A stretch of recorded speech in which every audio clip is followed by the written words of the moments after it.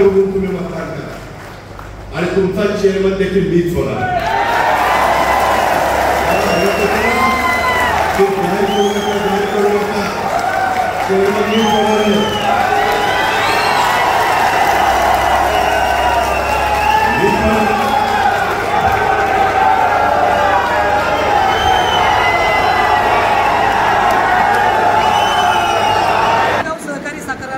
संचालक मंडळाच्या पंचवार्षिक निवडणुकीसाठी राष्ट्रवादी काँग्रेसच्या निलकंठेश्वर पॅनलची आज प्रचार सभा झाली आणि या प्रचाराला सुरुवात उपमुख्यमंत्री अजित पवार यांनी केली.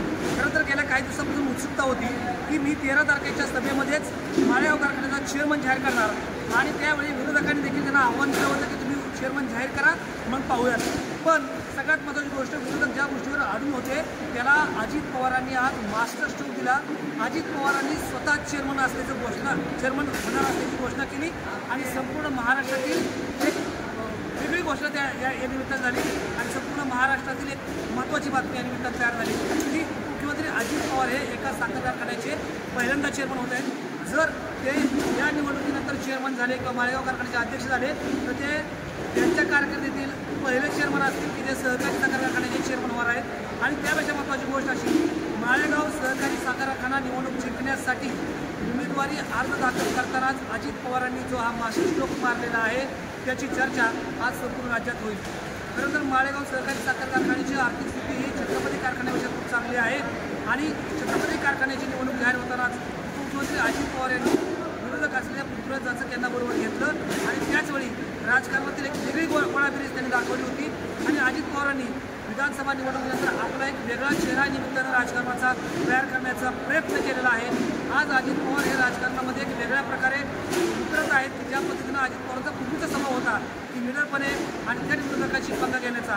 परंतु ज्या ठिकाणी सहकारी संस्था आहेत किंवा ज्या ठिकाणी अनेक लोकांचं हित जोपासायचा विषय आहे त्या ठिकाणी मात्र अजित पवार विरोधकांनाही सामावून घेत आहेत. हा संदेश या निमित्तानं छत्रपती कारखान्यात गेला होता. माळेगाव कारखान्यातही त्यांनी हा समेट करण्याचा प्रयत्न केला परंतु त्यानंतर जेव्हा विरोधकांनी याला प्रतिसाद दिला नाही तेव्हा अजित पवार यांनी स्वतः या कारखान्याचं चेअरमन पद घोषित केलेलं आहे. आणि खरं तर माळेगाव सहकारी साखर कारखान्याच्या या पंचवार्षिक निवडणुकीच्या प्रचार सभेत ज्यावेळी अजित पवारांनी याची घोषणा केली त्यावेळी उपस्थित हजारो सभासदांनी हात वर करून आणि टाळ्यांच्या कडकडाटात त्याचं स्वागत केलं आहे. अजित पवार चेअरमन होणार म्हणजे वेगळं काहीतरी होणार याचा अंदाज किंवा याची खात्री बाळगा असं अजित पवारांनी आधीच सांगितलेलं आहे. आणि मी स्वतः उपमुख्यमंत्री आहे, सहकार मंत्री माझ्या पक्षाचा आहे, कृषी मंत्री माझ्या पक्षाचा आहे. त्यामुळं मी ज्या पद्धतीनं माळेगावचा कायापालट घडवून आणेल आणि त्याचबरोबर सलग 5 वर्ष मी उच्चांकी भाव देणार. महाराष्ट्रातल्या पहिल्या 5 मध्ये माळेगाव कारखान्याचा भाव हा सर्वाधिक उच्चांकी राहील असं आश्वासन देखील उपमुख्यमंत्री अजित पवारांनी दिलेलं आहे. आणि याच सगळ्या घोषणेची आज दिवसभर या ठिकाणी चर्चा होती. उपमुख्यमंत्री अजित पवार यांनी स्वतःचं चेअरमनपद घोषित केल्यामुळं माळेगाव कारखान्याच्या निवडणुकीला मोठा ट्विस्ट आलेला आहे. माळेगाव सहकारी साखर कारखान्याच्या निवडणुकीत 4 पॅनल आहेत परंतु आज राष्ट्रवादी काँग्रेसच्या वतीनं उपमुख्यमंत्री अजित पवारांनी स्वतःचंच अध्यक्षपद घोषित केलं असल्यामुळं माळेगाव सहकारी साखर कारखान्याच्या निवडणुकीत पहिल्यांदाच एक वेगळं राजकारण पाहायला मिळते ज्याची आज सुरुवात उपमुख्यमंत्री अजित पवार यांनी केलेली आहे.